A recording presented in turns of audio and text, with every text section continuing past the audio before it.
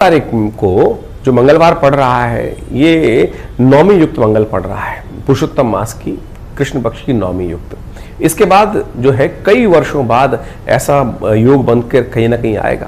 तो यह अंतिम ज्येष्ठ मास में जो पुरुषोत्तम मास पड़ा है उसका बड़ा मंगल सुयोग बनकर तैयार बना रहा है। तो इस बड़े मंगल पे अंतिम जो पुरुषोत्तम मास का ज्येष्ठ का बड़ा मंगल है उसमें अपने पुण्यों को ज्यादा से ज्यादा बढ़ाने का आपको प्रयास करना चाहिए।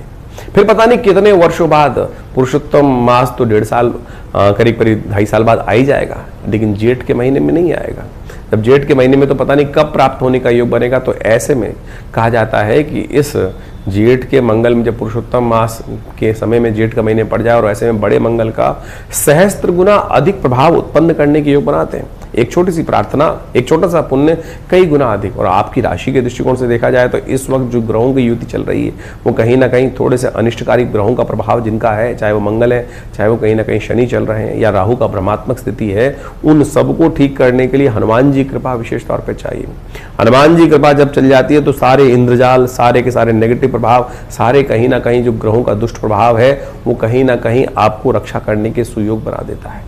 ऐसे में उस रक्षा कवच को भी धारण कर सकते हैं। ऐसे में हम इन बड़े मंगलों पर विशेष तौर पर हनुमान जी के मंत्र से सिद्ध कर ये हनुमान जी का धागा विशेष तौर पर सिद्ध कर रहे हैं। आप भी इसको अवश्य, जब तक ये ग्रहों में राहु का प्रभाव पूरे वर्ष तक इस समय नेगेटिव रहेगा वो कहीं ना कहीं मन में भ्रम उत्पन्न करने की योग बनाता रहेगा।